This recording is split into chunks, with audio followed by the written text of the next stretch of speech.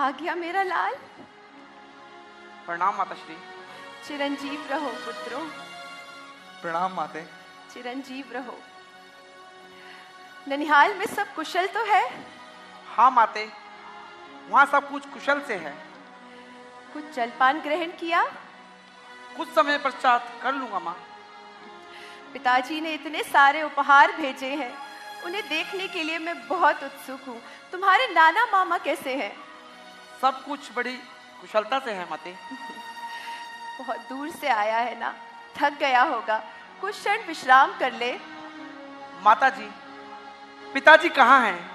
मुझे उनसे मिलना है, बहुत सारी बातें करनी है और फिर उनका आशीर्वाद भी तो लेना है। अरे मेरे लाल, कुछ क्षण विश्राम कर ले, थक गया होगा। नहीं माँ, मुझे विश्राम की चिंता नहीं है। मुझे तो पिताजी से मिलकर उनका आशीर्वाद लेना है और ये भी तो जानना है कि मुझे इतनी शीघ्र बुलाने का क्या कारण है। पुत्र, तुम उनसे नहीं मिल सकते। क्यों माँ? क्या पिताजी किसी विशेष कार्य में व्यस्त हैं? नहीं पुत्र, जहां हर प्राणी को जाना होता है, तुम्हारे पिता भी वहीं ईश्वर को प्राप्त हो गए।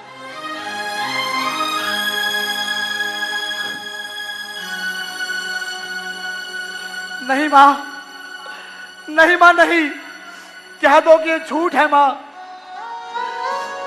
कह दो कि ये झूठ है माँ, कह दो कि ये झूठ है माँ। पुत्र, अब इसका प्रायश्चित नहीं किया जा सकता। आंसू बहाने का लाभ तभी है जब हम हाउनी को टाल सके। क्या आंसू बहाने से तुम्हारे पिता लौट आएंगे? संभालो खुद को।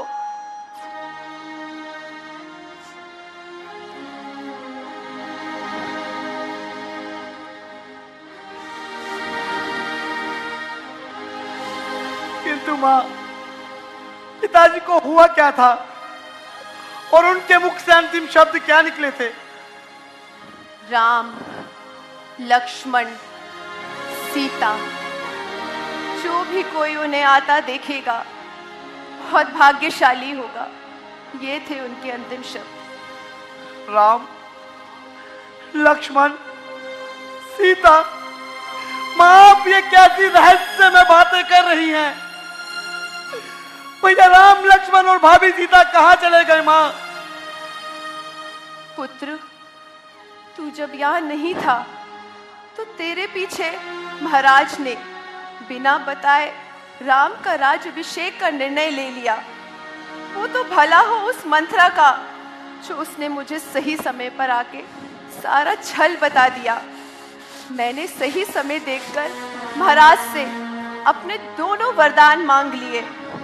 पहले वरदान में पुत्र तेरे लिए राज्य मांगा है और दूसरे वरदान में राम के लिए केवल 14 वर्षों का वनवास। परंतु लक्ष्मण और सीता भी राम के साथ चले गए। तू तो जानता है कि तेरे पिता राम से कितना स्नेह करते थे। बस राम से दूरी वो सह ना सके और मृत्यु को प्राप्त हो गए।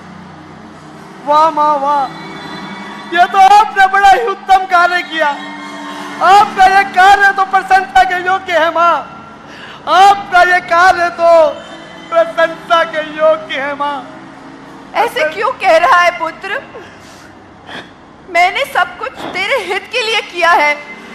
हित? किसी और का अहित करके अपना हित करना पाप होता है।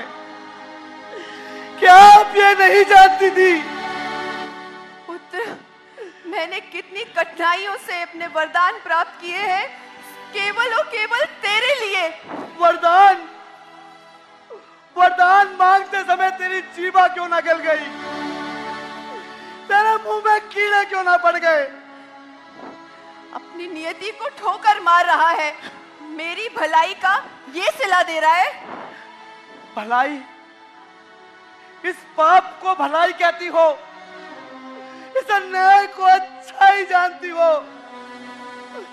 पिलाया विष मुझे, अच्छा अच्छा किया है काम ये तूने, उजाड़ा मुझको दुनिया से, ये उपकार है तूने। विरह का तीर छाती से किया ये पार है तूने, लगाया घाव पर मेरे गरम अंगार है तूने। हाँ हाँ मैं समझा, खूब समझा आज तेरी प्रीति नागिन की। अरे कहां से सीख के आई है नागिन तू ये प्रीत नागिन की। पुत्र, जो होना था सो हो गया, अब ये सब भूलकर राज्य संभाल। राज्य? जिस राज्य ने तुझे पागल बना दिया, जिस मोह ने तेरी आंखों पर पट्टी बांध दी, क्या मैं भी उस राज्य के लालच में पड़ के अपने कर्तव्य को भूल जाऊं? मुझे तो राज्य तेरा पापिनी विष के बराबर है, जिसे तू राज्य कहती है वो कंकड़ और पत्थर है।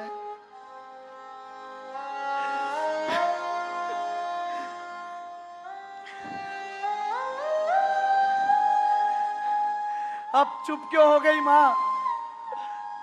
बोलो, कैसे राज्य करूं, कैसे करूं राज्य मां? और यदि तुम चाहती हो कि मैं इस राज्य की बागडोर को संभालूं, तो मुझे केवल एक बात बताओ, वो सुकुमारी सीता माता क्यों कर वन में रहती होगी? कैसे वर्षा या कड़ी धूप धन पर अपने सहती होगी? दिन में तपती बालू पर चल अंत विकल होती होगी। रजनी के सूखे पत्तों पर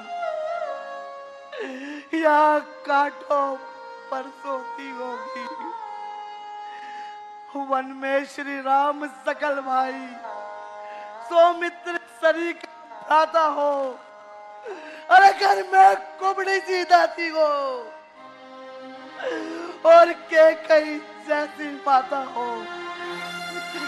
ऐसे मत कहे पुत्र। इतने पर ये वज्र गिरा, त्यागे हैं प्राण पिताजी ने, क्या यही देखने को धारा नरजीवन मुझ दुर्भागी ने। हे मोह में अंधी हो जाने वाली माता, आज तूने मुझे कहीं का ना छोड़ा, मैं भाग्य फोड़ा, किंतु याद रख,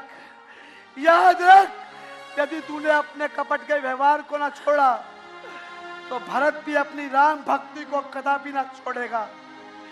हो चुका होना लिखा था, जो हमारे भाग्य में राम का सेवक चला, राम के अनुराग्य में।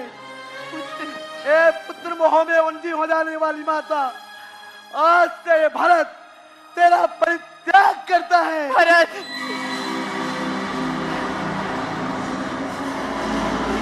नहीं पुत्र। शत्रुघ्न कहाँ हो? शत्रुघ्न, मुझे इस कक्ष से ले चलो। शत्रुघ्न, मुझे यहाँ तेरे पाप का घड़ा भर चुका है, ये अवश्य ही दंड मिलेगा। रुक जा पुत्र। मेरे पिताश्री को मृत्यु शैया तक पहुंचाने वाली भैया राम, भाभी सीता, भैया लक्ष्मण को दुख पहुंचाने वाली मुझे अवश्य ही दंड मिलेगा। शत्रुघ्न, रुक जाओ। रानी के कहीं ये क्या धन कर रहे हो? बचाइए मुझे। संपूर्ण अयोध्या की अपराधी को दंड देना न्याय होता है, अधर्म नहीं। एक स्त्री पर हाथ उठाना क्या यही रघुकुल की रीति है? ये तो रघुकुल की महानता है कि यहाँ दासियों को भी माता जैसा सम्मान है, परंतु इस माता ने तो अपनी ही संतान को विष देकर समाप्त कर दिया। अपनी कुटिल बुद्धि से रघुकुल पर कभी ना मिटने वाला कलंक लगा दिया। यदि माताएं ऐसी होती हैं तो बिना माता ही भले हैं हम। शत्रुघ्न, मंत्रा मेरे लिए मां समान है और भरत भी उन्हें मां के समान सम्मान देता है। उनके साथ ऐसा कटु व्यवहार उचित नहीं। परंतु मैं इसे जीवित नहीं छोड़ूंगा। बचाइए शत्रुघ्न, बचाइए। रोको शत्रुघ्न को। रुक जाओ शत्रुघ्न। भैया, यदि आज इसे जीवित छोड़ दिया तो ये संपूर्ण अयोध्या नगरी का सर्वनाश कर डालेगी। मैं इसे जीवित नहीं छोड़ूंगा।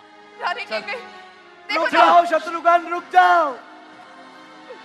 यदि भैया राम इस कैकई को इतना प्यार ना करते होते तो मैं आज इसे इस अयोध्या से बाहर निकाल देता। यदि तुम्हारे हाथों इस मंत्र का वध हो गया तो सोचो भैया राम का व्यवहार हम लोगों के लिए कैसा होगा शत्रुघ्न। ठीक है भैया, यदि आप कहते हैं तो मैं ऐसा ही करूंगा, परंतु इससे कह दीजिए कि आज के बाद यदि मुझे इसकी परछाई भी इस अयोध्या की सीमा के आसपास भी दिखाई दी तो मैं ये भूल जाऊंगा कि ये एक स्त्री है। जाने दो शत्रुघ्न, हम अपने भैया राम की खोज में चलेंगे। चलो भैया। भरत रुक जा। भरत, भरत, भरत रुक जा। मंत्रा नाम है वो मेरा।